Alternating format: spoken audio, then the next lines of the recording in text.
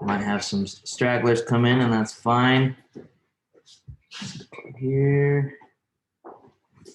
All right, so as always, TK is usually putting these PowerPoints together for us.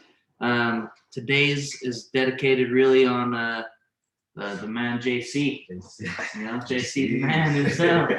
So this one's going to be more focused on this one, and then as we continue, we'll continue again branching out and tying in different myths, different religions to all encompassing knowledge at the end of the day. I mean, everybody's talking about the one source, the one power, and it's just how do you relate those, because instead of keep them separate, because as we keep them separate, we are really limiting ourselves as to where we can gain and grasp the full understanding of one topic. So the more places that we can tap into, the more spokes of that wheel that we can connect, the stronger our center point of the wheel of knowledge is going to be.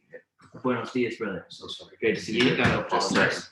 We just got rocking and rolling. Pour yourself some, Bryson, pour yourself some coffee if you'd like as well, boss. So Christ as the paradigm of the individuating ego. What does that mean, you guys? Great. So, refresher from last week, we continue to talk about the operating system. So, everybody runs off of this internal myth, if you will. And so, a lot of the day, we were talking about meaning last week, is a lot of people don't have a myth or an operating system like they used to. Used to be, what would Jesus do, right? They had iOS 10. Now you got to upgrade it to iOS 11. Yeah. And then we were talking about, rather than what would JC do, it turns into like, what would Joe Rogan do? So everybody has these external heroes now. And then they look to those to start to be their internal myth, if you will. And so a lot of men have lack of meaning in the world. And that's one of the ideas we were pulling up last week, is a lot of the reason people will actually go to even see therapists is because of this lack of meaning. They think it's something all the way up here, but it's really at the root of it, they don't have any meaning. And so we talked about nowadays, the thing that you can really start to do is go down the path of individuation, the seeking to find your own meaning within, right?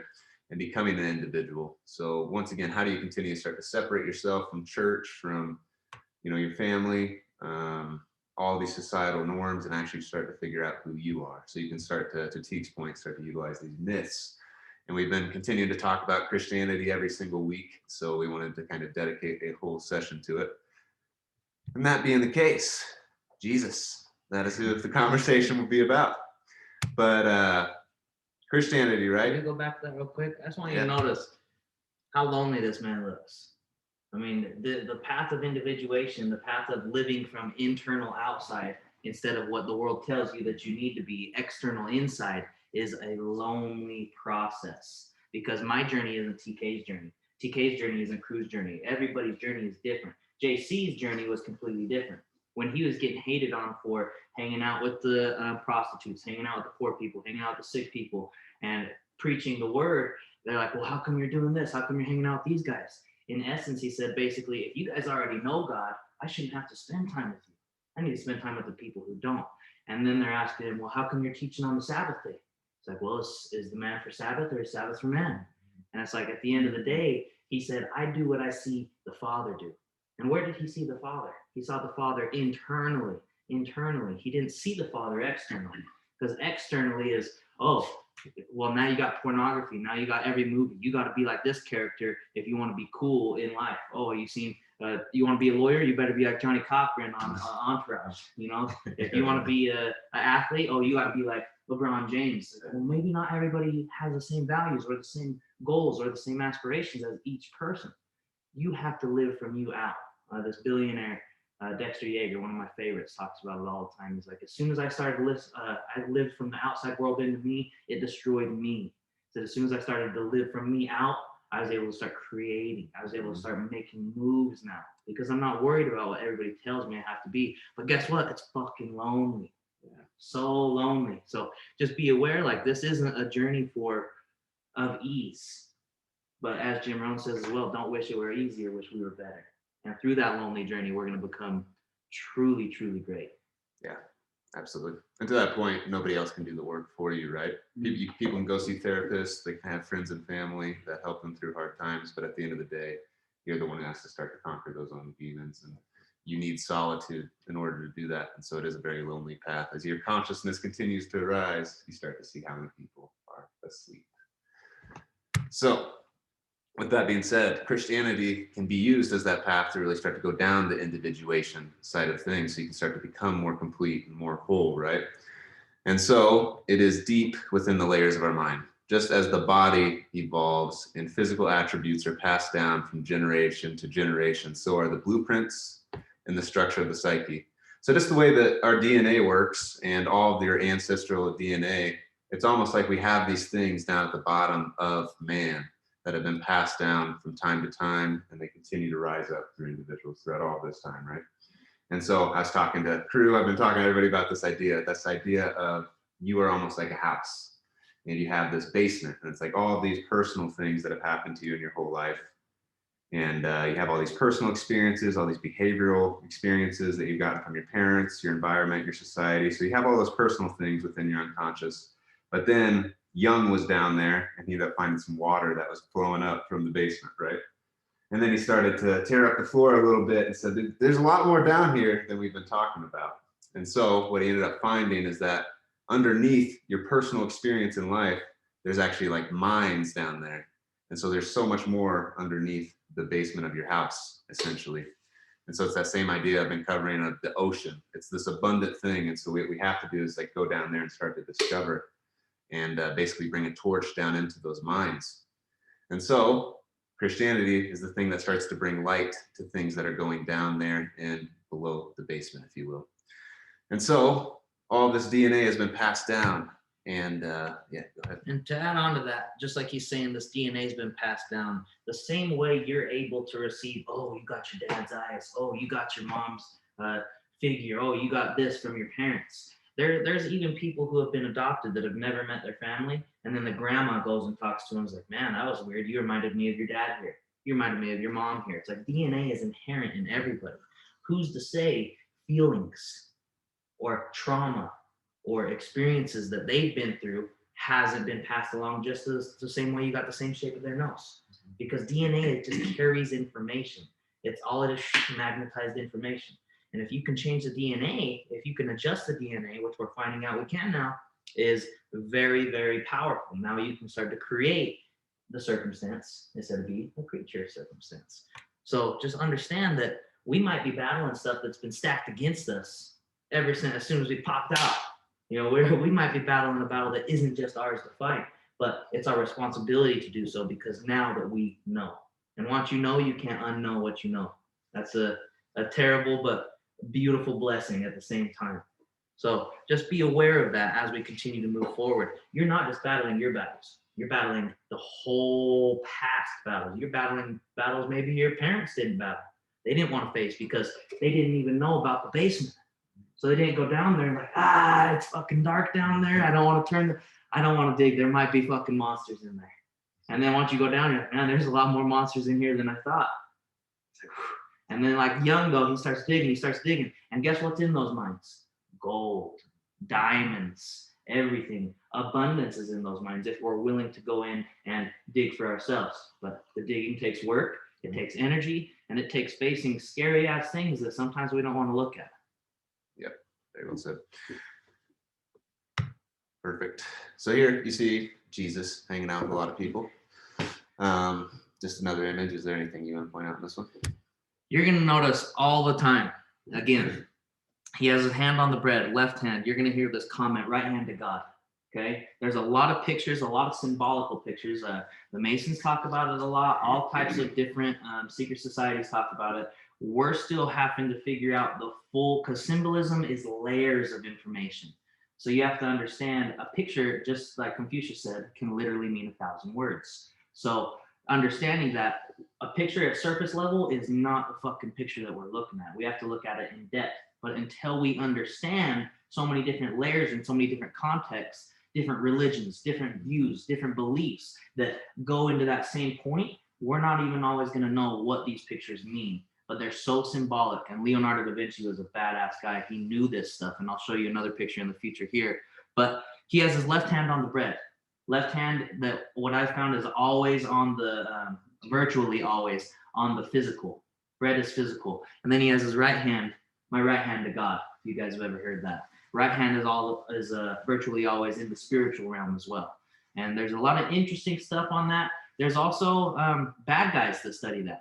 I mean, there's satanic people that study interest. Like if you've ever heard of Baphomet, it's a hermaphroditic goat person, and they're always going like this, as above, so below.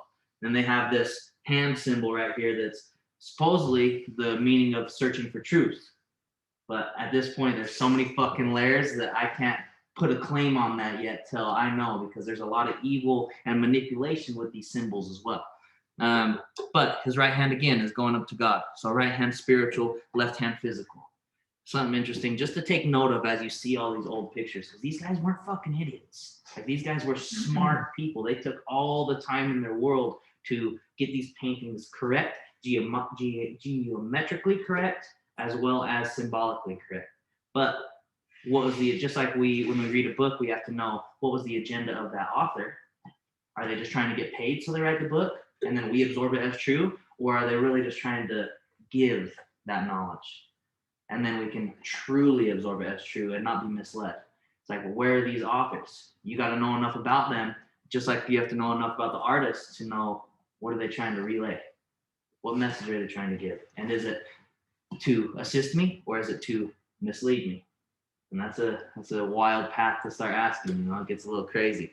All I know though is based on everything we've studied on JC, this is the man to follow the example of. You don't gotta be JC, but if you follow that example, great fucking things are coming our way, truly. Yeah. To go in alignment with that, you have this same idea of this all-seeing eye above him, right? And then you have the circle above Jesus's head. So it's the idea that you have something divine that's inspiring that halo above him. And so you'll continue to see the idea of Jesus. He always places the credit to God the Father rather than himself. And it's the same idea that we have this great unconscious. You have these things in the basement. So rather than saying, once again, we've gone back to the emperor baby and all of that, but rather than having narcissistic ways and thinking that all this power is mine and everything that I do is what I decided to do. It's like you have to give credit to this greater power within, if you will, or else it will start to run you further. And so Christianity is an established blueprint in the process of individuation, like we've been talking about. However, within this blueprint lies Jesus, who is the perfect ideal, but perfection cannot be reached with our current state of being human. And so it's a very important thing as you start to look at Jesus as a blueprint to follow, that you don't start to think that you need to be perfect yourself. It's not something that's possible. We're all human. And so we're in a fallen world, especially if you look at it in an orthodox way when looking at the Bible. But essentially, you can never reach the level of Jesus. And he's an ideal, meaning that an ideal can never really be met fully. And so what you want to do is continue to basically use that same idea. What would Jesus do? And we're going to start to go into the ways of like, the psyche is the kingdom of heaven. And so starting to learn that inner world within, you can start to see if you regard that world as real, the things that you think in there are real. And so we'll continue to go through some scriptures here that really reflect that idea. But yeah, so Christ as an image, you can see he's like the great savior. And we covered this image a little bit yesterday, but you can see everybody's looking to it. And you can see there's a lot of suffering going on in this image. But it is that idea of this is him in the world and this is him in people's psyches. And when you start to have that image, the person can be saved. And so we want to be able to look at this image and see, how does this apply to that internal world? Everybody wants life to be sunshine and rainbows, so that picture didn't look too sunshiny and rainbowy. You know, like you said, a lot of suffering, a lot of angst, a lot of work, and then bang, before you can. The tree has to grow through so much. It has to go through the ground, all that pressure to go up through the ground. Then it continues to grow. Then it has to battle the sun. Then it has to battle the winds. Then it has to hopefully not get eaten by a certain animal or whatever that may be. And then at the very end, once it grows, guess what the last thing to grow is? The fruit is the last thing. And the whole goal of the tree to grow, the seed to grow, is for the fruit. But the fruit doesn't just cut. You don't have to think. You plant seed, wake up, you know, where's the fucking fruit the next day? You know this more than anybody. No fruit without the root. Yeah, let's go. No fruit without the root. It comes in seasons. So you have to go through a process before you can get to the fruit. Mm-hmm. Yeah. but you can see he is the light, he is the way, and the world is very dark. And Yes. so it's a great display of that in this image. And so this is from Jung here, but one should never think that man can reach perfection. He can only aim at completion, not to be perfect, but to be complete. That would be the necessity and the indispensable condition if there were any question of perfection at all. For how can you perfect a thing if it is not complete? So to my point, I was just saying, you can never be perfect. And so making sure that you know the aim is to be complete, that in itself is already such a large task. If you get to that point where you could actually be complete, cool, then you can start to think about being perfect. But you want to start to become somebody who is whole. And that's the same idea of the individuation process that we continue to cover. Who's Jung? He is a psychologist, Carl Jung. Yeah, psychologist that isn't even taught as much in psychological courses in colleges today. Yeah, It is. He's referenced, but they don't go into the depths on him because he's getting a little wild according to normal thinking. Because you start thinking like this, you start questioning your own reality. Now all of a sudden you're no longer a worker, now you're a thinker. And as we know, who created the education system according to today was the Rockefellers. And he has a quote himself saying, I want a nation full of workers, not a nation full of thinkers. The more you can keep people not thinking and following a certain path, the more you have control. It's like, I always thought, fuck, you know what? I got to graduate high school. I got to go to college. If I want to get a good job, I got to go to college. Yeah. And it's like, what the heck? Then I don't go to college. And now we're doing bigger stuff than a normal job. It's like, okay, why are we getting lied to? But again, it gets Carl Jung. That process you're talking about, like completion, it's like trying to do like a 10,000 piece puzzle with toddlers in the house. It's like you can get as far as you possibly could, and like you can be as aligned as you could, but the kids are gonna come in there and you're gonna have some pieces go missing because like that's just a part. Like life is always kind of taking us down a little bit, you know, like it's gravity. So Rachel's it's a going constant through that right now. Puzzle in my bedroom. It's crazy that college literally just gave us like one big gift to unravel over time. You know what I mean? They say like a true teacher like gives a student something, and then like that student turns that into a gift and then takes it, and a good student unravels that and makes turns that into its own thing, And it's crazy that we're continuing to unravel this gift that he gave us because he died a while ago, and we're still not at the level that he was. So let me ask you this. Who gifted Carl Jung? His teachers, right? Which is who? Sigmund Freud. And because he got in a lot of fights with Freud. And I think that's like a good thing, you know what I mean? JC and the man upstairs. So at the end of the day, all these people from history, and all I'm saying is to add on to that, all these people in history are just giving you a little gold nugget, a little gold nugget, a little gold nugget, a little gold nugget, all talking about the same thing, the internal. Jesus's myths were all internal. Also, if you go back and read the Bible as a psychological text instead of a literal text, you're going to get your fucking mind blown.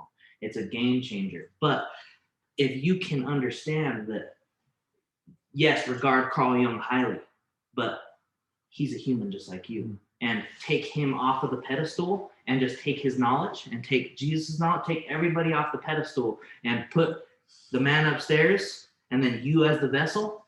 Now you are the idea. They killed Carl Jung. They killed Jesus. You can't kill the idea. The idea continues to live on. So now it makes it important is once they kill our body, what's left? What ideas did we stand for? And what is going to pass on after we go? That's where our mindset needs to be right now. Because if we're this young at this point and we can continue to move forward with that idea and that goal, then now we can fucking plan that no matter what happens, when I die, something great is going to be continued to be left behind. And I have to become that man that isn't stuck in the flesh, that isn't stuck in where's the next girl, where's the next party, where's the next fight, where's the next entertainment, where's the next distraction, where's the next bullshit, to really leave that. Because if you're just stuck in all that stuff, you're going to be gone. Marcus Aurelius says, man, in 100 years, you'll be surprised how fast people forget the names. The only thing that can last through time is truth. That's how you know something's true or not true, because everything's so manipulated, especially in today's age. what lasts through the ages? And are we living an ideal that is going to last through the ages? And that's where like I feel like success is like a shitty orientation in a way, you know what I mean? Yes. I feel like it's very surface level. It's Mm. almost like winning, right? It's like you only get a certain feeling from winning, and once you stop winning, it's like you don't get that feeling from anything else. Right. So I think the orientations that we chase as humans are completely like all over the place. you know? Yes. I think completion is a better orientation, you know, and like I think another good orientation would be like fearlessness. Yes. You know, because like we're all talking about the same thing, like we're here on Sunday talking about the same thing, but we're like looking at it at a completely different like perspective, you know, we're looking at it like with the laser as opposed to like binocular, you know what I mean, or with the naked eye. So it's crazy that you're saying all these things, like it's making a lot of sense. 100%. And so that's what we need to live for, though, is our body's going to die. This shit is carbon, hydrogen, nitrogen, and oxygen. That's it. But after you die, what lives on? You cannot, you ever seen V for Vendetta? V for Vendetta, it's like, she's like, hey, let me see you behind the mask before. He's like, no, I'm not going to let you see me before I die. She's like, why? What the fuck? And he's like, well, if you see me, you're going to see me as a man. But if you just see the mask, all you know is the idea behind the mask. And he ends up dying. Go ahead. Side note on V for Vendetta, it's a dystopian fascist future, and the government obtained that dystopian fascist future by releasing a fake virus to gain control. And it's in 2020. It is. That's the name of the movie is the year is 2020. So Just I just think- a little tidbit of I information. know that. That's why they took it out on Netflix. Yeah. I'm surprised they put it on in the first place. I know, I was too. I just thought what was interesting, you said you can kill the man, but you can't kill the idea. And I think that you look at Jesus Christ, you look at Martin Luther King Jr., you look at some of the most powerful figures that almost have been martyred for their idea. Yes. That's a lot of times their death is what is almost like a catalyst for like a whole movement. And I think that I mean, you can look at like these certain movements and things where the leader of it, you know, essentially was assassinated or something like that, and that's how you can almost, you know, pinpoint like, hey, this is an idea that I would like to, you know, get behind. Yes. Trying to kill the ideas by burning the books, but like the Quran Yeah. and Vendetta, Yeah. you weren't allowed to have a Quran. Yeah. Why is that? Exactly. Trying to erase history. Yep. And the person who controls the story has the power, Exactly. especially with the young minds. Mr. Rockefeller. Yes, the young minds are so important because if they grow up thinking a certain view, they will literally fight for that view, even if it's completely wrong, until they are completely opened up. And sometimes it takes running into a fucking brick wall head first, and you're like, what the fuck? I'm not getting the results I want because I was told it was going to be this way, but it's not.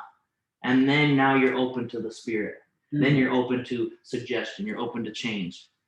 And that said, right, is whoever controls the story controls a good portion of the future. But we have to remember when you look back at history, and this is part of why I love history, I always have, is because, like they say, it's doomed to repeat itself if we don't pay attention to it so that we can avoid past mistakes. Something that we neglect to remember when we're growing up, they don't tell us, hey, so in order to be the victor of this war, we had to do some really horrendous stuff. Yeah. But we're not going to tell you about that in this textbook. We're going to make us look like really cool, awesome guys that we never did anything wrong and We were nothing that we heroes. did should be questioned.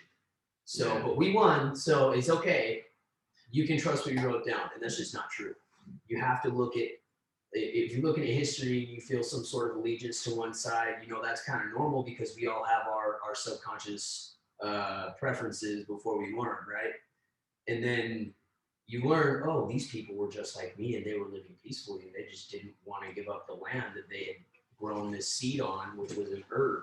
We come to find out that your ancestors invaded that land because of that herb. Yeah. It doesn't really seem like a worthwhile war to you because you're just like, wow, that's kind of, I mean, you could have just like snuck in at night, like maybe stole a few seeds and that would have been it. But man, you really had to go for it, didn't you? Yeah. You know what I mean? Yeah. And So what that's is- just an example of the manipulation that can be brought into the way you perceive things. as they're written unless you go and actually understand both sides. Truly. And we're bred to be that way. In high school, oh, I'm a Syracuse Titan, crewing to Layton. It's like, oh, fuck crew. You know what? He's not my friend. He's going to Layton.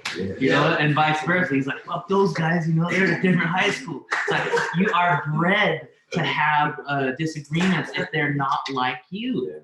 So if they're not like you, all of a sudden, you're like, no, fuck those guys. They don't think like I think. And this could go to anything, to religion, to creed, to race, to viewpoints, to anything at all. Until you look at them as a human being, you're like, oh shit, like you said, I might be in the wrong place at the wrong time, and they're just like me. Why is this happening? And that's, now you start asking the right questions. Go ahead, TK. Perfect. So we're looking at the psychological foundation of Jesus Christ, and within that, you have to look at the image of Christ himself. So if you look at that, the image of Christ and the rich network of symbolism, once again, we're looking within those minds down below the basement, which has gathered around him, provide many parallels to the individuation process. So if you start to look at Jesus's life, you'll start to see that there's a lot of things archetypally, so they happen in everybody's experience, that happen in Jesus's life. And so as you're going down this individuation process, once again, becoming more of who you are, there's things that are happening in Jesus's story that happen in your story. So these things happen all the way down in the bottom of the collective unconscious, those minds, if you will, and then they get pushed up through your basement. And so you have all these things that happen in everybody's minds, and then they get pushed up through the basement, and then that's your own individual experience, right? And so you have things that happen to everybody, and then it gets mixed with your own personal experience in life. And in fact, when the Christian myth is examined carefully in the light of analytical psychology, the conclusion is inescapable that the underlying meaning of Christianity is the quest for individuation. And so as you continue to relate yourself to that internal kingdom and get more in contact, to Teague's point, with God the Father, if you will, or energy or power, whatever you want to call it, the more you tap into your unconscious, you'll start to actually become more of who you are. It's getting that establishment. It's like, rather than having just a small trailer, if you will, that has a basement, it's like, then you can turn it into a mansion. And that's the thing, you don't know the size of anybody's house. And so you don't know the size of people's ego, but their house continues to get bigger and bigger the more that they establish these minds down at the bottom. And so the more you can be aware of these patterns that happen in everybody's experience, the more you're able to go through your own individual experience. And once again, we've been talking about it. It's like, it's there whether or not you want to look at it. So whether or not you want to look at Christianity or not look at Christianity, it affects you because it's in your DNA. So it all ties back to that same idea. And so the myth of Jesus Christ is unique due to the paradoxical double aspect of Christ. He's both God and man. As Jesus, he is a human being living a particular, limited historical existence in space and time.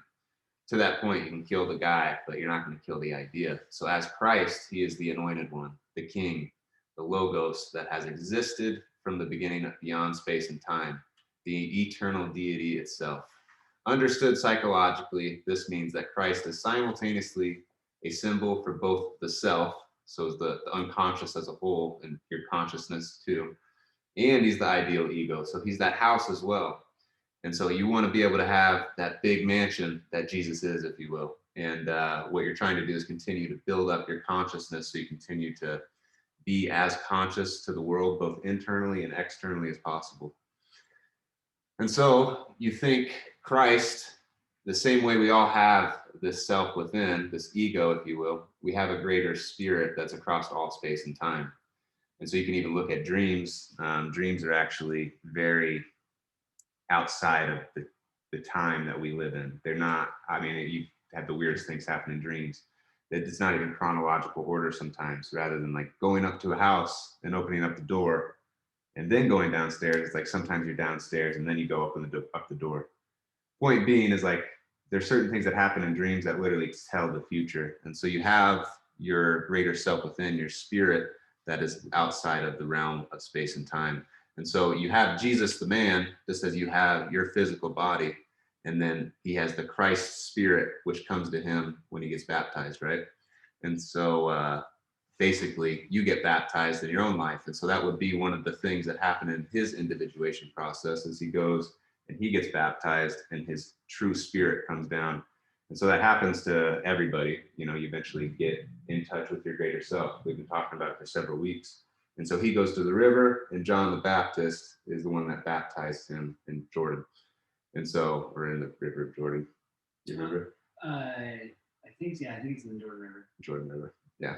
So anyways, he gets baptized there, and then a dove comes down, or it's a spirit of a dove, and then it comes down into Jesus. And so then he becomes Jesus Christ. He was Jesus before as just a man, but then his Christ spirit comes into the body of Jesus. And so you go through that in a certain phase of your life as well. Go ahead. And that's why too, psychology, it's like the stuff we all been learning. It's like it allowed me learning the psychology allowed me to have a better relationship with God, because I'm not letting anything externally influence me. I know my psyche, I know my ego, so I'm looking at it third person, and I'm just letting the spirit talk through me. So it's like I feel like I'm a prophet. I feel like God talks to me in my relationship with God. So if I'm not able to worry about my external things, I'm able to focus on like God is within all of us. But the psychology is so simple once you understand it, because you're taking yourself out of it, because you're so emotional. Like we get emotional and emotionally invested. So it's like, and then we start listening to the story and to the word, and then we're like, oh, maybe that's exactly how it was, instead of understanding our own internal and not going through the individuation process. And then that blocks us from God. And then we're able to, it's like we can easily get derailed from that, because it's like we have all these external things influencing us. And then that's pretty much like what the devil wants, I feel like too, because he's always trying to give you temptation, like, oh, do this, do that. And then it's like, maybe I should, or maybe I shouldn't. And then, but it's like the more external things you have in your life, the easier it is to go down that path. But if you focus on your internal, you're like, okay, I'm looking at it third person. I know what I should be doing. And we all make decisions. We're not perfect, but it's just understanding, like, it allows you to really work for God. And at the end of the day, that's what we all should do. At the end of the day, we should do everything for God. But the psychology allows you to understand it and have a better relationship. So it's not like psychology, like you said, that we learned in college. It's different psychology that's going to help you understand all these things in a full spectrum and allow you to be closer to God. So Truly. Attachment, right, like is big there. Like we get into the material, and then like we get attached to these things and these ideas, and then like we don't want to let them die, but that's like the constant state we have to be in. And just like it's like Casey always says it, like we have to kill ourselves every day. It's like we have to, like, it's the things that we own will start to own us if we're not careful, and this like there's this idea that John the Baptist was actually like basically killing people. He was like bringing them to the point of death. The real baptism was holding them under the water until they had that death, until they had that experience where their life flashed before their eyes, which would be a massive hit of your body's own DMT. They could experience their whole life. They could literally die and be reborn in their consciousness and allow this like pure vessel, like the DMT, when the way it interacts with your brain, it like creates this pure divine vessel to like become like a child again, and be reborn. But the other thing is, like, I bring this up a lot, but like Raush HaKodesh is the Hebrew word for Holy Spirit, but it actually translates better to breath or wind. It's like this thing that pervades us, it's this, and we don't talk about it. Like, that's where Christianity, I think, kind of went astray from the message, is that they don't talk about the practice to do these things, like the little things, like breath work even is so important, right? And it's just Holy Spirit, holy breath. We're never talked about that at all. They never even drew, no bishop, no priest ever drew that parallel in a sermon, because they don't want, it's not really about, it's all about like control, it's about, that's why these things are so important, because we're not so attached to any one thing, and we're here with like a discussion every Sunday. And it's beautiful. This is how we're gonna kill the evil. And as you're saying on attachment, we literally can upgrade our being. Literally, just like a fucking get your upgrade. Get your upgrades.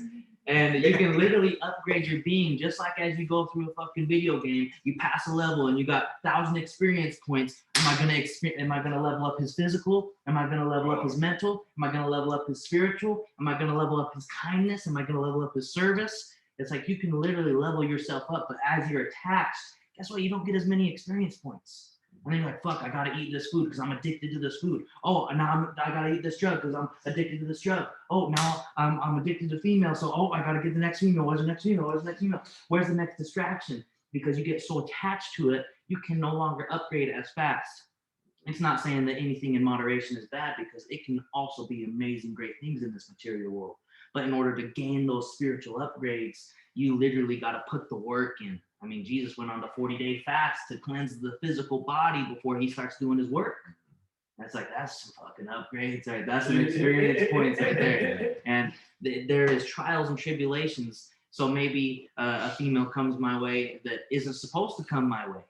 And let's say, you know what, maybe she's the most gorgeous woman on the face of the fucking earth. But let's say she has a bad spirit, you know, she's not a great woman. It's like, man, physically, I'm like, whoa, baby, here, you know, like everything, this is the girl of my dreams right here, and I'm gonna blind myself.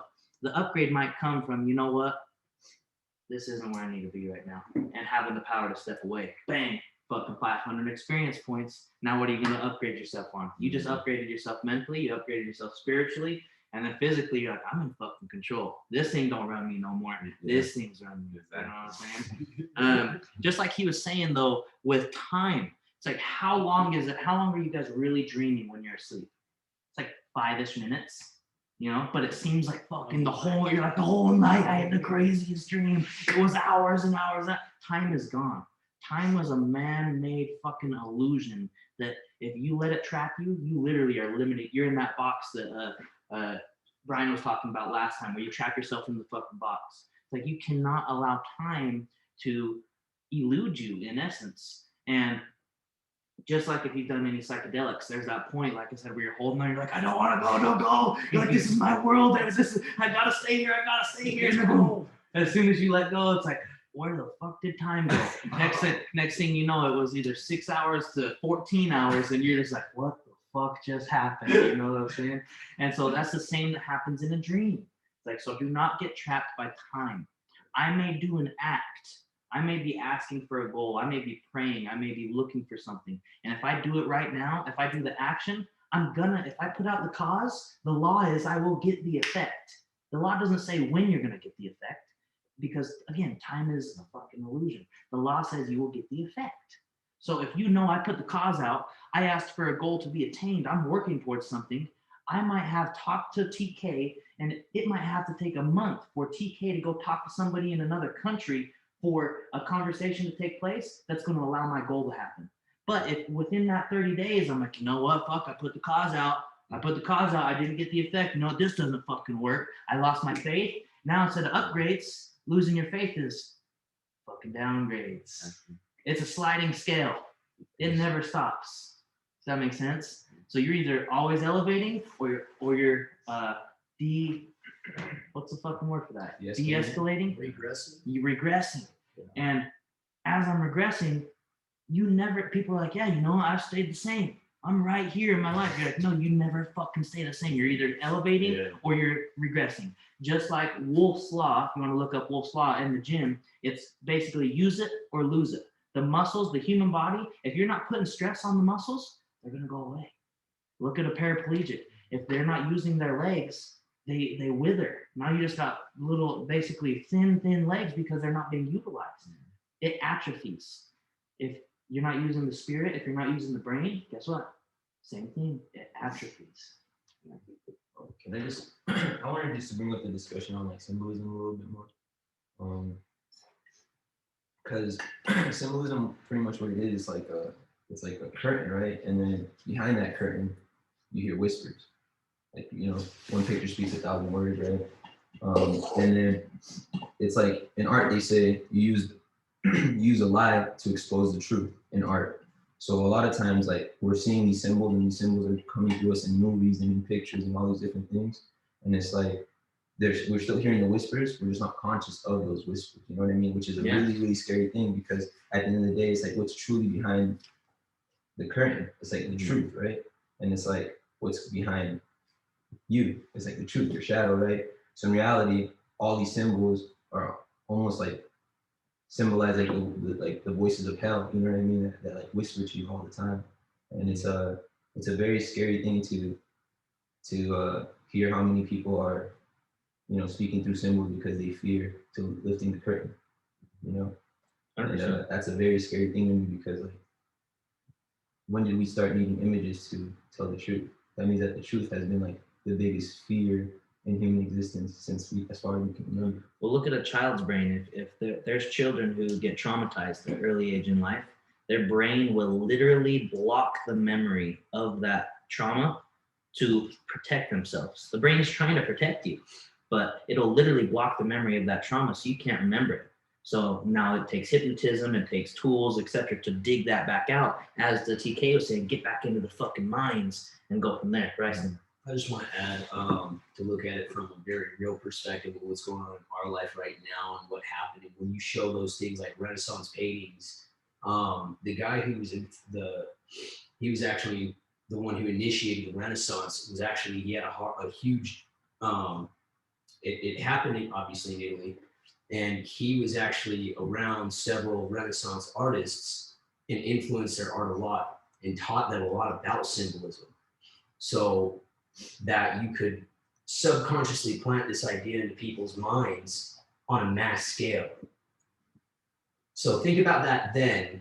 Now think about what that would look like now in today's day and age. When people say things like, oh, it's just a movie, is it? Is it? What's the symbolism in that movie? Yeah. You know what I mean? And you might be one of the best people to go into that industry right now and turn it into good versus where it's at right now. 100%. Taking over. 100%. Just something No, going like, you know, on. in a way, it comes from a human being. That's like it's beautiful to be able to work with like friends who are also writers as well. Oh yeah. I write just as much. You know what I mean? I feel like I write so much every day. But I feel like it's crazy to see that it all comes from the same place. So look at what you just said there. From the same place. You went from it's scary to man, it's beautiful, but it's also crazy. Well, those words are like they mean different to me. You know what I mean? Like I think every word should mean what it means to you, because words carry essences, right? And I feel like a lot of times we hear a word and it triggers people, but it's like, why did that word trigger you? You know what I mean? Like it carries an essence that triggers you. That's why. You know what I mean? So it's better to understand that all these things are essences. You know what I mean? Your essence of love is different. The way you give it, the way you take it. You know what I mean? You accept it. You as well. You know, a lot of times those doors are closed. So it is a scary, crazy, beautiful thing in a way. But like, I can't help but say it's almost like not a word. It's almost just a smile. You know what I mean? It's like hearing it. You know. So it went from fear to faith because they can't live in the same place. It's either we're terrified or the feeling of fear and excitement is the same chemical production in the body. Your mind gets to determine. Am I going down a roller coaster and like, woo, fuck yeah, or it's like, oh, fuck, you know, it's like, what is it? And you get to decide that. Yeah. So being able to switch that, what am I afraid of, to, again, why am I afraid of it? Elon Musk, he's like, you know, I was afraid of the dark until I realized he's doing scientific experiments. All the dark is a limited amount of photons in the atmosphere around me. Why would I be scared of less photons? It's like, and so he's like, ever since then, he wasn't afraid of the dark. I'll let you go. Okay. So. Oh no, like just the kids. Back to the kids are like they're so much more connected to the divine, you know. And so like they're always gonna be our teachers, because like Michelangelo, like with making David and all this, like all of these things, all of like these great works of art. They're always given, the credit is always given to God. It's always given to something greater than themselves. They're like, it was all, the sculpture was already there. I just removed all the shit out of the way for it. And the kids like that, they're in that state all the time. They're acting from this, they're acting like they're in delta and theta. Their brain waves or their brains are working completely different because they're tuned in. They're still on that. They're still tuned into the OG PBS when it was like good shit, you know, like. I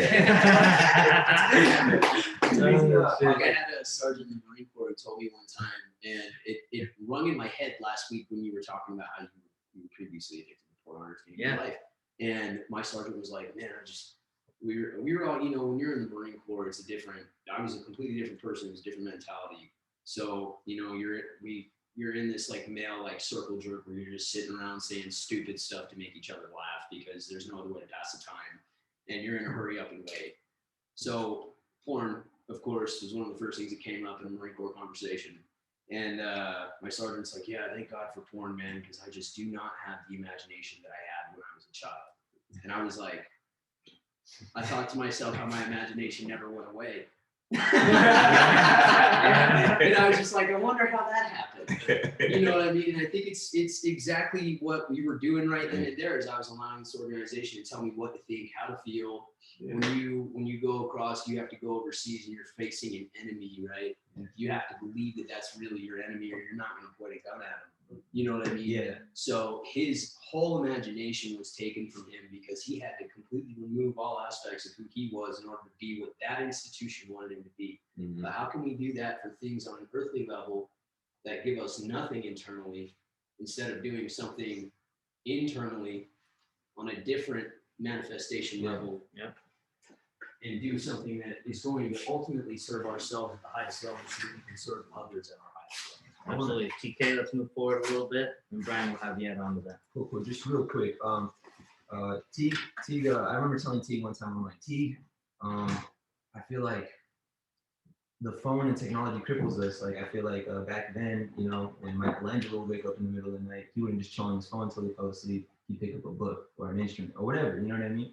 And he's like, Brian, we take in more information than ever before, you know what I mean? Through all kinds of things, even through like the cup we hold, through advertising and everything, right? And I think that a big reason why your sergeant lost that imagination is because we get paralyzed through it's called paralysis through analysis, right? It's like too much information paralyzes us. And I feel like too many options, like we say in pornography, too many car options, too many movie options, we don't do shit. You know what I mean? And I think that's how we lose imagination, is because of the constant information that's going in us almost in a way. You know what I mean? It does it for us. It imagines for us. So why would we want to imagine? You know what I mean? In a way. 100%. It's the same atrophy Yeah. idea that you can bring up. So I wanted to bring in some other context here because Jesus, if you look at history, was a real person. And so Jesus has always been a problem for historians and theologians. However, although details remain uncertain, a definite historical personality with astonishing psychological insight is revealed in the Gospels.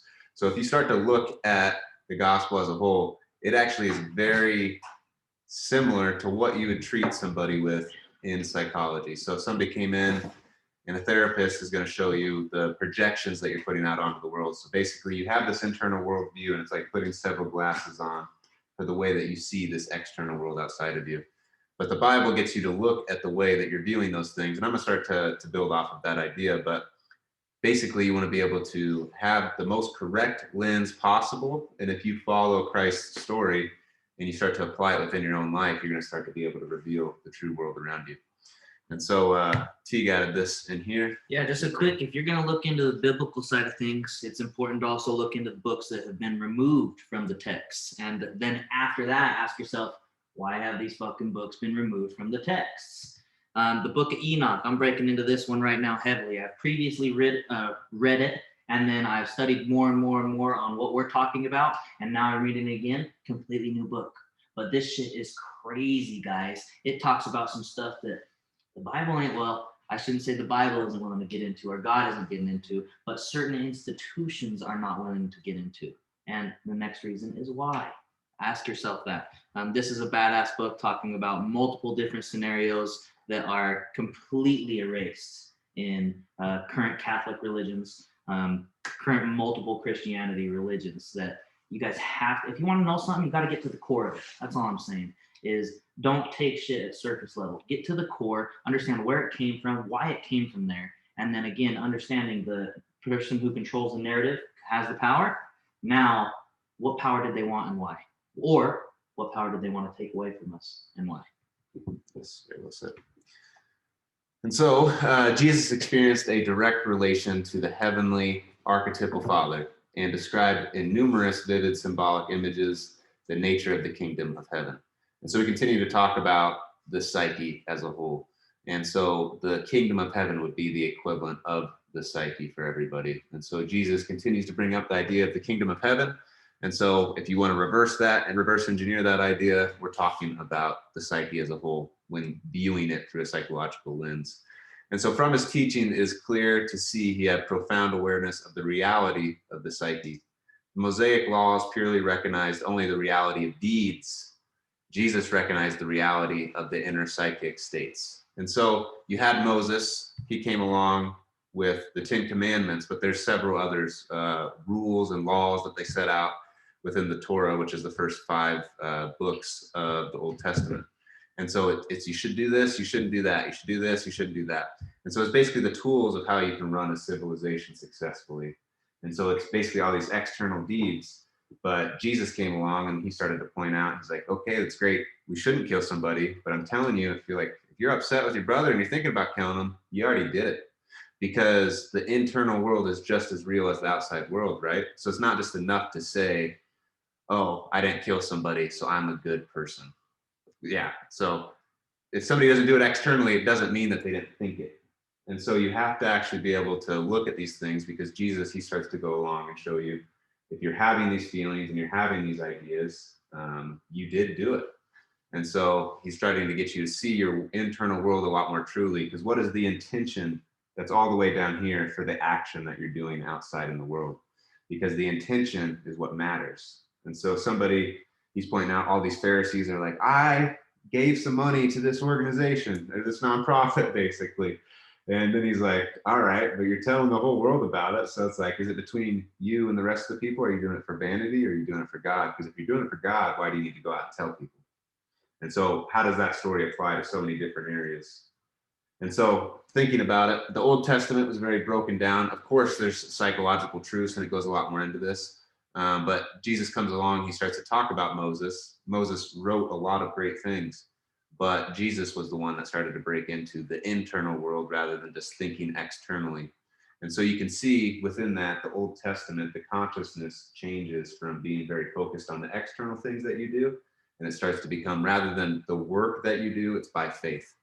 And so the Christian world came along, and it started to get people to go in more and start to be their own therapist, essentially. So if you go down the path of Christianity and you start to apply it symbolically, you basically become your own therapist, if you will. Just to add, like he said last time, or like we said last time, if TK's married and I'm thinking about having sex with his wife, it's like, oh, well, I didn't do it, I'm still all right. It's like, no, I fucking entertained that thought for a long time. And then if the opportunity did come, it very well might have happened. But I already committed treason against my brother. It's like, boom, you may even admire her. She might be a beautiful woman. But I get to dictate, am I going to entertain the thought of what do I do with a beautiful woman, etc. It's like, no, as soon as I commit that crime in my head, I might as well commit it physically, because I crossed it. Mm-hmm. I have a question to that. Like, in order for you to not think of the thought, wouldn't you have to think of the thought first? Because you need to be aware of the option in order for you to choose the good option? So because don't you have to be aware of the bad as well? Yeah, so I mean, you have to think you're not in control of the feelings and the thoughts that come to you, but you are in control of the ones you identify with. Right. So you're in control of the things that you decide, because you have that's what your conscience is. You're listening to that voice, right? Every single time you have the angel and you have the demon on you, right? Yeah. And it's like you always have those decisions that can be made, but you don't get to choose those things that are flowing up from your basement, if you will, that are getting pushed up from underneath. And so what you do have the choice, though, within your ego's capacity is, do you decide to listen to that animalistic urge, or do you decide to listen to the right hand, right? Where it's like trying to pull so it's from entertainment, God's not having. I was Right. gonna say I was about to say, I was like, oh, because I'm like, how can you control it? Not because you can be eating dinner and it just happens. You know what I mean? And you're like, But do you say, oh, I need to think about that thought further. I'm going to think about it. I'm going to imagine it more. Or am I like, nah, God. and that's where you wonder if Jesus was able to either do that or master the point of like, walking near all those thoughts to the point where once he's walking next to them, he's never questioning those thoughts again. You know what I mean? So it's like, So like sometimes to T's point, it's like you start to build up that momentum, and you start to build up the experience points. And so it's like Jesus started to continue to shred the onion of his personality, right? Where it's like he got rid of all these, and then like the layer doesn't continue to build back up if you're always trying to get more and more to the core of that self within, Makes right? sense. And so, yeah. I think the longer you entertain that thought or that idea, the more power you give it. So Exactly. if you don't immediately identify that thought process and sidestep it or remove it, the more power you give it. Because any hard decision or bad decision, mistake you've ever made, you probably thought about it a lot, and you gave that idea a lot of power before you actually made that mistake. And so if you don't early on identify that, then you're all you're doing is you're prolonging, that you're giving yourself that more and more opportunity to make that mistake if you don't root it out right away. Yeah, truly. We always use, real quick, I was just going to add this. It's like we always use this term where focus goes, energy flows. And so if you continue to focus on it, more energy is going to be devoted to it. To his point, it's like the strength will grow. And so it's like it was a small beast before, but then it turns into a monster. And now it can rule the whole city, if you will. So your mind is a muscle as well. So you have to think of it like muscle memory. So if you're not training your mind when you have these thoughts, because these thoughts will pop up no matter what. Right now, we are still in a flesh and blood body, and we are animals.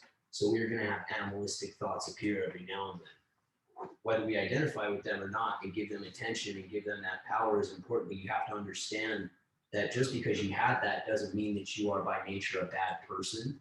The second thought is where you train your mind not to have that thought come. There's a word, it's transmute. So it means to change the energy, right?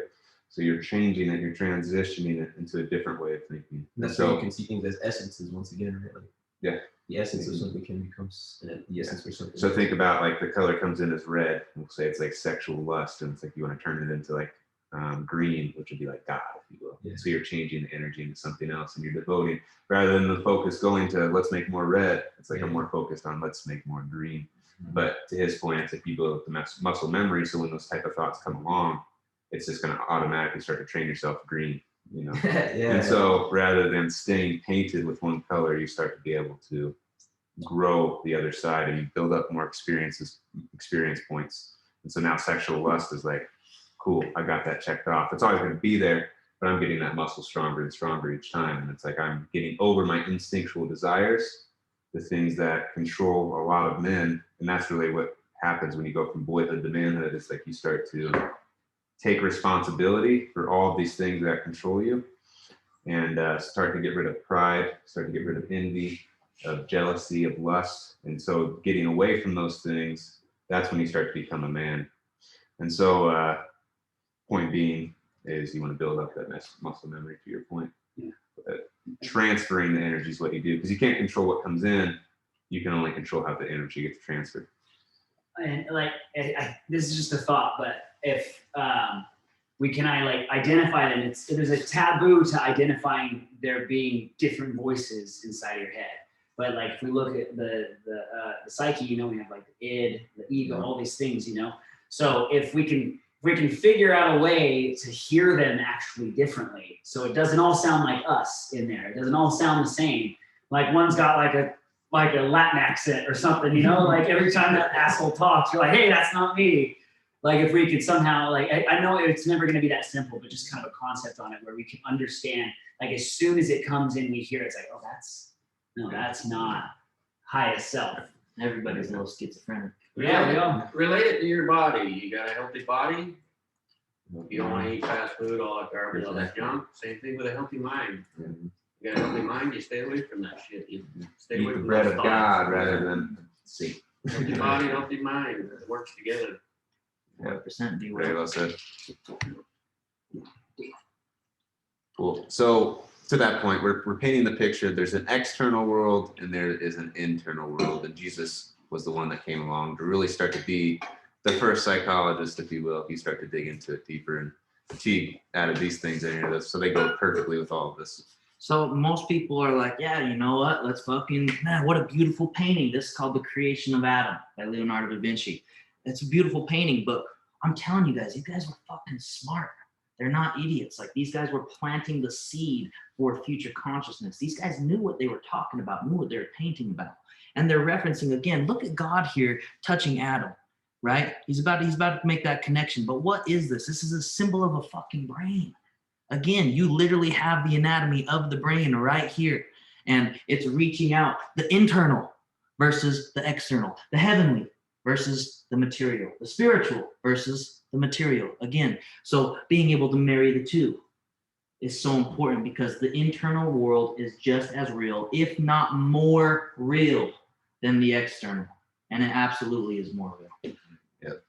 And you get that? Yeah, absolutely. Yeah, so you also have the same idea being painted in this picture of there's several different individuals and angels with God the Father endowing Adam with the power. And Adam, of course, is us in this example. But you can see he's endowing him with power and it's coming from above. And that same idea, you go back to Jesus in the beginning, he had the all-seeing eye above him, and then Jesus was divine right below it. And so you see there's several different people being paired with God the Father in this. It's not just God the Father. Basically, he has a whole team behind him. And so you have all those voices in your head, right? Well, they're both good and evil. It's like you have to realize like they're both there though. And so a lot of people will block out the evil side of things. And so learning what voices in there to listen to, going back to that idea. They come together in a way in the same package. Yeah, it's a package deal. So which ones are you going to listen to though? The Egyptians. We're back to another picture, guys. The Egyptians have been painting this forever as well. These guys aren't dummies. You see all kinds of people who say, I'm woke now, I awoken, and then they fucking get the tattoo of the IRR, the Eye of Horus on them because they read a couple myths. Guess what these myths represent again? The truth again. Just like Jesus, the same thing, they're representing the truth. These guys were anatomy. Leonardo da Vinci, he would go take cadavers and he would study just to understand what the fuck is the human body. Give it to me. He's a Renaissance artist. He was an artist. He painted pictures. That same man I referenced earlier who taught them about those sacred symbolisms and sacred geometry. No, Yeah. you're exactly right. The Egyptians did the same thing. Guess what's right here? The fucking pineal gland and the pituitary gland. Guess what that is? The third eye. When you're sleeping, guess what's secreting DMT? Guess what's giving you drugs when you're dreaming? These fucking glands right here. And then you have the bird, the falcon of Horus. Oh, here's our picture. Here's our 1,000 words. It's, oh, you know, that's just a fucking bird. It's like, no, that's not a fucking bird. Look what they're referencing. They're referencing everything that this can do. And the inner bird can fly into the spirit realm. The eye can see. The third eye. You literally have cones and rods in the fucking third eye. Just like you do to be able to interpret vision with your 2 eyeballs, you got another one in there. It literally has the same function to be able to interpret messages. That's why I can close my eyes and I can imagine the most beautiful fucking pictures. I can dream in the most vivid colors and vivid feelings completely and interpret them. And in every, well, I can't say in every, but in most lines, it says, and God came to him in a dream, and God talked to him in a dream, and then he fell asleep and God spoke to him in a dream. It's like, what the fuck is going on with these dreams? we need to start being aware, and I need to get better at this, honestly, is every night journaling. What did I dream last night? Because they don't all make sense right then and there. But if you start getting the track record, now you can start picking out. It's just like if you want to crack a code on my buddy that was in the military. He was in an interesting situation a while back while he was in a different state. And he sends me a coded message. And I'm like, what the fuck does this mean? Like, I spent hours figuring out this code. And how you start is you start looking at consistencies of the pattern. Is there patterns? So is there patterns in the dreams? Now you start writing those patterns down. It's like, man, I've had 20 dreams with a fucking elevator. What the fuck could an elevator mean? And now you can start asking those questions and digging to the truth. Yeah. Yes, Don. So, I mean, maybe you guys can, but I can't remember my dreams like almost immediately. It starts fading right away. So if what you're saying, you know, as you basically, when you sleep, you go almost into that spiritual realm. Yeah. And then you like come back to that material world. Like the further you're just like distancing yourself from where you were. And I think that could go a long way towards explaining why it's so hard to remember some dreams. But the ones that you connect with the most, I have dreams from when I was like a child that I remember very vividly, that like left like a lasting impact on me. And it was like a dream that I had in one night. But then I have dreams like every night that I just don't even remember. So I have two things on that. One way to release a spirit chemical when you are not sleeping is through the practice of meditation. It takes a lot of practice. And I highly encourage people to do so. I was very afraid of it at first. Your subconscious, my subconscious was kind of like, well, that's woo-woo shit. It's not. It's really effective. And it will help you kind of reach a level of understanding of what's going on in your basement. That will help you then, reach the ability to have that same spirit chemical kind of come out through your meditations and you be able to understand in that way. But second thing is, and I can't remember who said it, but it stuck with me since I read it. And it said, we dream every night. The dreams that we remember are gifts and messages for us to carry with us forward. But everything else is meant for us to understand later in the next life. And do you think that the people studying the brain and the people that have money and power right now, do you think they know this? They absolutely do. And what would you want to do if you wanted to continue to separate? Like I said, is they're going to put stuff in your diet. They're going to put stuff in your food that does what? It calcifies the pineal gland, literally. If you drink fluoridated water, you drink fucking tap water, guess what? You're calcifying your pineal gland, literally. Like, you can fucking Google this, truly. Go Google a pineal gland, what's it supposed to look like, then Google a calcified pineal gland, and then it's fucking unbelievably, it's ugly. But it no longer works. They atrophy it on purpose, because if you never know that dreams are important, and they're just like, yeah, no, you just go to bed and you just start fucking tripping, and then it don't mean anything though. And then you focus everything on the material world, you're continuing to create that distance. And the more you create that distance, the less powerful you are against those people. That's their blocking. Can I just add something to what you were saying? Yeah. Because I had a lot of trouble with dreaming for a while too. I used to have very crazy vivid dreams, and then for some reason I stopped having dreams like around the time when I like started meeting y'all and stuff, and then I slowly picked back up to a good place. And I realized that like during the transition from when you're here in this world to the dream, I realized that it's like a journey. You know what I mean? It's like the wardrobe of Narnia in a way. And I feel like it's not instant into the world. Like there's a journey into it, right? And I feel like on the way back, the more separated you are from that pineal gland, the less like you remember the journey back, right? It's like I've seen those movies where they're blindfolded, right? And they're like taken into a warehouse and like they cut their ears so like they don't remember anything. So I feel like the more separated you are from that gland, the less like you'll remember that journey back. So I feel like once I started to focus on like the health of this in a way, it's like I started to remember like the journey back, and you start to almost capture that moment of like the dream. It's still not clear, but I realized that it's a lot of times it's what you do here, right? That can also help the real world. Yeah. Yeah, once again, I mean, where focus goes, energy flows, right? So the more you start to log your dreams, the more your focus starts to go there. And I can't actually remember my dreams if I wait to write it in the morning. I actually have to take notes when I wake up in the middle of the night. So I just like put a high level overview of what happened in the dream, a few quick bullet points, and then I actually summarize it. And once, the morning hits. So that's what's helped me be like, it's crazy. My With dreams. that journal, it doesn't have to be writing. It can be pictures. Yeah, as well. That's what helps you. Yes, because you have your own internal symbols, right? So the same way that there's all these symbols happening, you have your own internal symbols. So they're subjective as well. So there's certain things that mean something for everybody, but then certain things mean, because I can look up what's the cat mean, for dreams, but my cat's not going to mean the same thing as your cat. You have different feelings towards a cat. It's the same way I use the word success. Everybody has different associations with that word, but so that's why you need to interpret your own dreams in that way. But I think that's something we'll probably add to all of this, this dream interpretation, and going into that a little bit more deeper. But let's see here. I was right before the pictures. If you want to see what was said before. Oh yeah. I'm just kidding. Yeah. Oh yeah. So we continue to talk about the Old Testament versus the New Testament. And so it represents a transition from a kind of crude behavioristic psychology, what behavior are you actually having in the external world, to one which are aware of the reality of the psyche as such without concrete actions. And so to actually add in some scripture here, you have heard that it was said to the men of old, I missed the word there, that you shall not kill, and whoever kills shall be liable to judgment. But I say unto you that everyone who is angry with his brother shall be liable.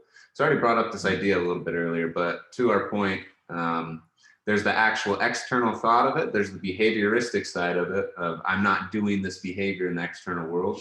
But then once you get a layer deeper, once again, what's your intention? What's happening? What thoughts are you identifying with?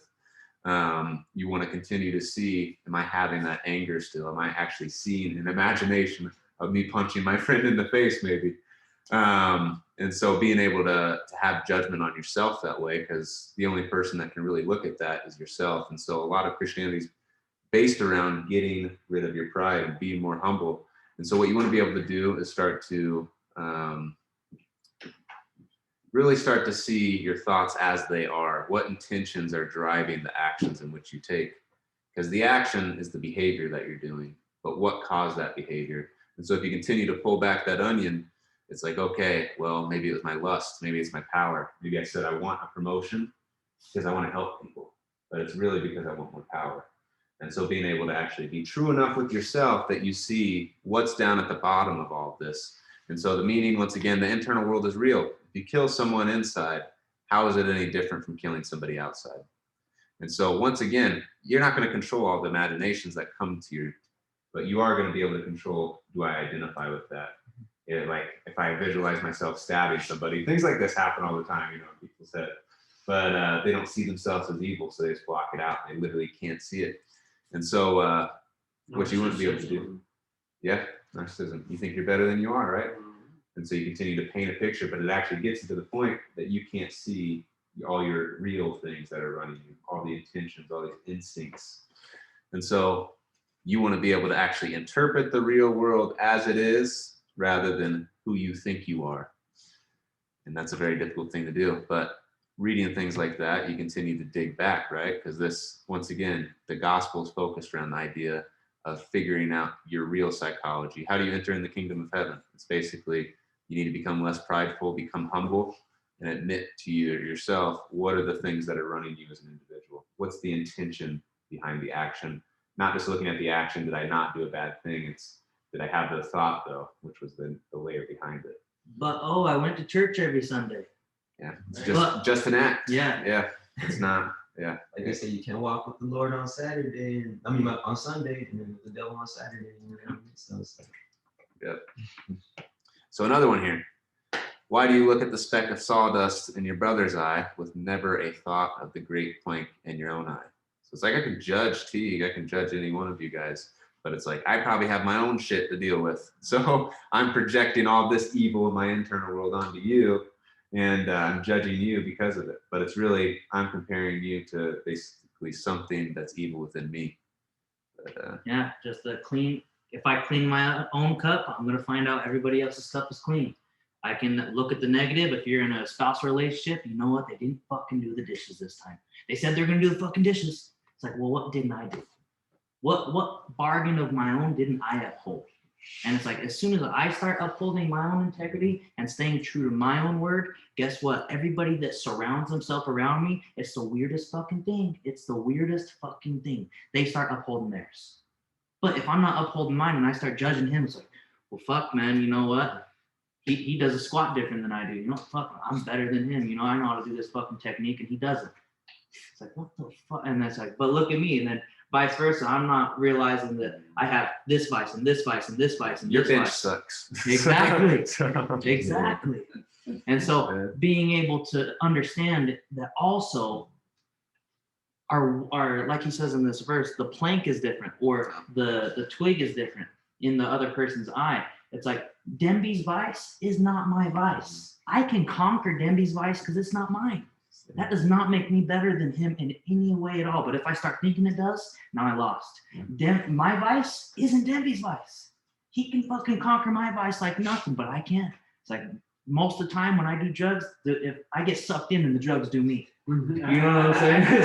It's like I don't know moderation. Demby can handle that. I can't do it. So it's like if Demby was judging me for that, he thinks he's better than me, then I lost, or then Demby lost. So it's continuing to understand everybody has those different planks, and instead of judging them for theirs, it's getting rid of mine. And the more I get rid of mine, the more the people will surround themselves that are getting rid of theirs as well, and it becomes a giant fucking mind and raw power. Go ahead, Dalton. So, I wanted to come here because I see your posts and things, and I identify a lot with it. And I just wanted to like grow and experience more. Some of my personal vices that I've had to work through would be like food, Yeah. which is really hard for me. That's for I've been through a tough couple years where that was the only thing I could control. I know that I can't that is a good feeling. Like I can release some serotonin in that way. Yes. But what's hard for me, what I've always struggled with the most, is that my vice is evident when people look at me. They see that I'm a bigger dude, so obviously they can see my vice, and so it's hard for me, and something I've been trying to learn about and just learn, kind of as I go. Of course, yeah, I can stop eating and I can work out a little harder and whatnot, but also like to where my vice has been its own kind of trip, because I can look at an alcoholic, and an alcoholic can hide his alcoholism, or there's a lot of people that can hide their vices. They can hide their pornography addiction. It's like I can't hide mine, and so it's like it's almost like a badge of shame, if you will, that I felt, and so and it's even harder because like I know exactly what I got to do to not feel that, but I'm building up the strength and whatnot to make the right corrections in my life to where I don't struggle with that anymore. But there's been like a lot of like shame and brokenness in wearing my vice is kind of how I would describe it, and knowing that everyone can see mine, but other people's they can't necessarily see, which has been pretty tough. Man, make a suggestion. Yeah. So first off, those people, it's like you see yours externally, but they see it internally. So they have to go around outside and they have to be somebody they're not. Well, what if he finds out about what I'm into in the pornography world? Oh, well, if they know, they're gonna fucking judge the fuck out of me. Here, first off, you're in a safe place. Then, and that's fucking beautiful. I'm truly thankful that you're willing to share that. But I want to know, when you walk across the mirror, what are you looking at? Are you looking at the vision of and the person of the Dalton that's right there in front of the mirror? Or are you looking at the vision of the elite Dalton of what you're gonna look like? And whichever picture you hold in your head more is what you're gonna become. Right. So when you look in the mirror, I don't want you to be like, oh, well, fuck, I'm this amount of weight and I want to be this amount of weight. Or I don't like this about myself. It's no, like, man, I'm right here. That's fucking great. I got people backing me to go where I want to go. Man, look at that. Look where I'm gonna be. It's like, fuck yeah. It's like, look at what's coming. It's like, ooh, this is where we're starting. Most people have to start 300 pounds, 400 pounds. It's like, man, I'm way ahead of them. How far have you came instead of how much have you regressed? And I'm telling you, you got a fucking team of people behind you that we will help you any fucking way you need to get to your goals. So I have a lot of tools that I would like to share with you. Just a lot of things pertaining to that. Quit worrying about everybody else. Yeah. That's what I want to say too. Is like just like we all have dirty laundry, you know what I mean? And to the person that says, we all have dirty laundry at home, and to the person that says you don't have dirty laundry at home, and say, are you wearing clothes right now? If so, then you're wearing your dirty laundry. So even though you wear it physically and everyone else sees it, those people who have those vices wear it all the time just as much. Yeah. He has that vice with him at all times. It doesn't just disappear. It doesn't just go away, even though we can't see it. It's with the person at all times. Right. You know what I mean? So it's like sometimes it's like, dang, everyone can see your vice. It's like the one thing that is universal is that everyone feels their vice at all times. You know what I mean? You can't truly kill a demon. You can only start to the second you start feeding it again. There it is again. You know what I mean? So it's like you might not ever lose that demon. But you know what I mean? That's not the point. Exactly. Food is literally a drug. It is literally a fucking drug. Yeah, especially today's food. Can be bad. The food-like substance, yeah. that we eat. Well, like once again, like how he says, like the people put these things in the food like for a reason. Like one of my dance mentors, he's from the United Kingdom. He says some of the ingredients in the gas station are illegal in the gas stations over I've there. seen that where they do the comparison Yeah, of like you know? food in Europe. So Exactly. So it's like it's a crazy thing. They're catching up to the U.S. They've done studies where Oreos are more addictive than cocaine. Literally. That's crazy, And- bro. Dude, I got one always turns into a fucking sleeve for That's I heard that before. Cheese and dairy Oh, products. Oh my god. So don't be detrimental upon yourself. right. As soon as you're detrimental upon yourself, you're losing. Right. Only uplifting to yourself. Floyd Mayweather. I never lose because I never think about losing. All I think about is winning. And as Yeah. soon as you start controlling and thinking about winning, that's all you're gonna do, brother. And we got your back on the way up. Remember that you're gonna have that thought appear, but you have to train it. Yeah. Okay, so you're not bad for having a thought. You're not a bad person because those keep coming. Think of it like repetitions in the gym. Right. You have to continually train your mind to do that, and it will take time. But love yourself. Be Yeah. patient. Because we love you, brother. Yeah. I mean, it goes back to that same idea. So you have the good and evil thought, right? They're always on your shoulder. So it's like you have the color come in red. You want to transfer it to green, which would be like the badass self-image versus entertaining the thought of the red image, if you will. So this is transitioning to a little bit of a different topic, but acceptance of separateness. And so I have not come to bring peace. This is Jesus talking. I have not come to bring peace, but a sword.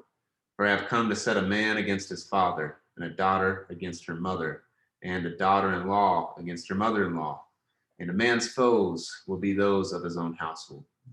And so what this really means is a man's foes are those of his own household. And it's because those to whom he is closest with is the most apt to be identified with unconsciously. Such identifications must be dissolved because an awareness of radical, and I guess I forgot the last few words. Point is, you have these great ideas down at the bottom of yourself. And so I'm going to talk specifically on the parent side of things, is we have this unconscious idea of the great father and the great mother. And so you have this idea that you come into the world with within your spiritual DNA, if you will, and that collective unconscious, the minds that are already there waiting to be discovered. And you have this door down there, which would be the equivalent of just opening it, and then that would be God the Father. And so unconsciously, it's all the way down at the bottom there. Like, this is what a great dad is. And then you grow up with your father and you mix that idea with your actual father. And so the issue with that is you may see him greater than he is and not actually be able to see him as a man. You do the same thing with your mother. You have this idea down there of what a great mother is. And then you have all these conversations with your mother, and you're painting this image that she's a little bit better than she is. And so what you want to be able to do is start to separate all of these images that are within the minds and these doors that you've opened up down there, and start to separate it from the actual human. We were talking last week about relationships too. It's like you have this idea and a door down there too, where it's like the image of the perfect partner. And so you're always raveling that with the actual human person. I could even have the idea of like who Teague is. I have the idea of Teague and the actual Teague here. And I'm always trying to actually project this image onto him. I wish he was this, or I wish he was that. But it's like, I need to appreciate Teague for who he actually is versus the image I have in my head. And so what you want to be able to do is have that separatedness basically from the actual person and the idea that you have of them. And the thing that you want to do here is basically separate your projection. And that's what that idea is. You're projecting this ideal onto a person, onto a human person. And it's usually godlike, and they couldn't possibly be the idea that you set onto them. And so what you want to be able to do is separate the image from the actual human and actually appreciate them for who they are, rather than who you want them to be or who you don't want them to be. And so being able to actually love somebody unconditionally is a lot what Jesus gets at. But very importantly is you want to be able to separate those things from him, because if I'm entertaining and I'm not separating that image of God, or like of the Father, the divine Father, from my actual Father, I can't open up the window or a new door down there to actually get in touch with the great Father within. And so rather than looking for the Father outside, I'm looking for the Father inside now. And so now my Father becomes God the Father rather than Vincent. So you want to be able to separate the actual human from the image. Take that separateness, Mhm. and that first picture you showed us of Jesus, All the way at the top. Yeah, all by himself. yeah, You said you seen a man lonely. I seen a man of peace. yeah. So you accept the separateness, or the acceptance of the Separate. separateness. Yes, truly. You see? Oh, there he 100%, is. There you go. But yeah. Yeah, I see a man of peace. Yeah. He's in quiet contemplation. Yeah. Is he meditating? Yeah. Who's the artist behind that? I'm not sure. I'd have to look it up. I can get it for you though. And to add on to TK though, as we're growing up, like we put this image of people. It's like you're growing up and you think adults know what the fuck is going on. Man, you know, my teacher, you know, he knows exactly what's happening. And then all of a sudden you get into college and you see the same people that are doing cocaine every fucking weekend going into the education system. You're like, what the fuck? I don't want you teaching my fucking kid. Yeah. And it's like, but they're doing it. And it's like, you don't even know what the fuck you're talking about. It's like, I seen you at different parties and you made some shit up and it wasn't even real. Now you're going to go teach young minds? Yeah. It's like, no, that's some horse shit. Or you see a hero and you put him on a pedestal. You see a wealthy person, you put him on a pedestal. And man, they're this great fucking person. They got everything, they know what the fuck they're doing. And then you meet them in person. You're like, holy fuck, you have to eat breakfast too. Yeah, just Holy shit, you got family problems too. Oh, you know what? You can't sleep at night too. And you realize You're not Iron Man? right. Yes. And you realize that they are just human, and that way you can all of a sudden, once you accept that they're just human and they're on a level playing field as you instead of above you, now you can start realizing, hey, I've been living external in and letting that poison me instead of, again, listening to God the Father and living internal out. The book's the same. Oh, sorry. I was gonna say the book I read that really put me on this with loving what is, because it's like going back to, we're not projecting, we just accept the person for who they are, and it's let's love them for them. And then at the end of the day, if God was here, that's what he would do. He wouldn't project these things on people. He would know they're doing the best they can, because we're just doing the best we can going through life and stuff. So it's like he would love the person who as is and wouldn't project these things. He know they're greater good. He know what he wants them to be. But it's just loving that person for what is and not projecting these things. And all these things externally, that's all external. So that's all you're doing is you're letting the external control the internal, basically what we keep talking about. And instead of letting the internal focus and speak to you. And that's what loving what is, loving what's real, loving TK, like all the people around me, like for who they are, like and wholesome. And that's what God would do too if he was there. So The individuation part is the first step too, because when you become whole, you can love yourself that way. exactly. And when you get into there for you, when you can do it for you, that's when you can start doing it for everybody else. Yeah, absolutely. One last thing to add before we go to the next slide is be careful as a parent and be careful as a child to know who you're listening to. Because my child might come to me and say, hey, I want to do this. I want to take this opportunity, or I want to go this path in life. And I might, out of protection, I love this child so much, out of protection, I might say, don't go and do that. You know what? Come do this instead. Mm-hmm. Little did I know, out of what I thought was protection, I am now limiting my child. So understand that we switch both sides. Sometimes we're parenting our friends. Hey, don't go do that.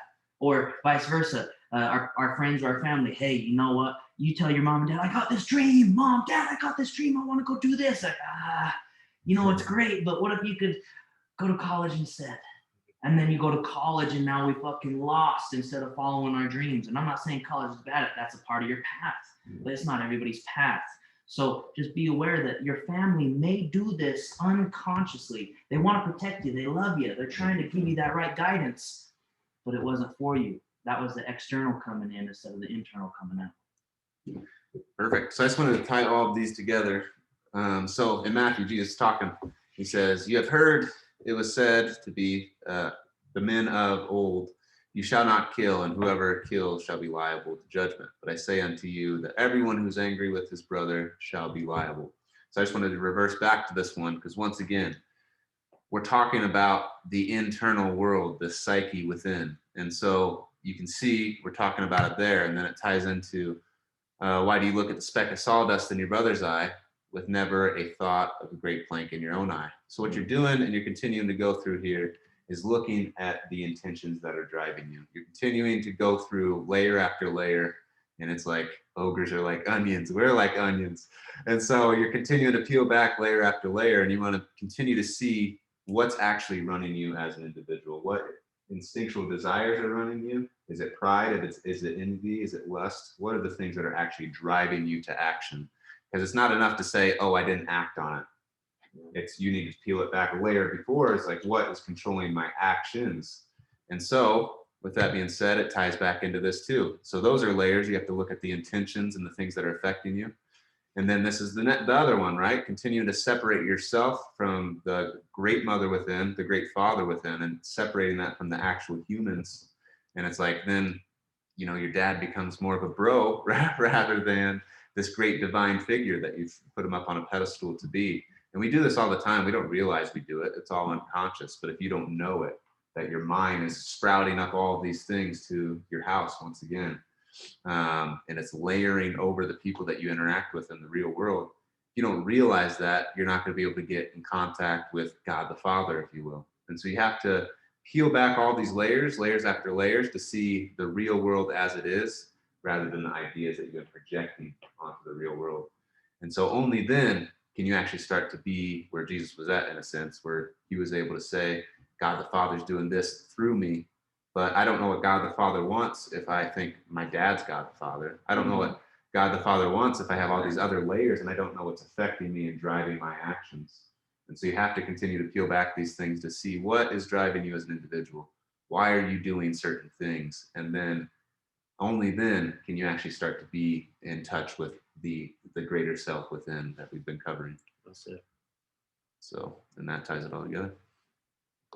All right, we'll wrap it up there. We'll end the meeting, and then we'll discuss any further.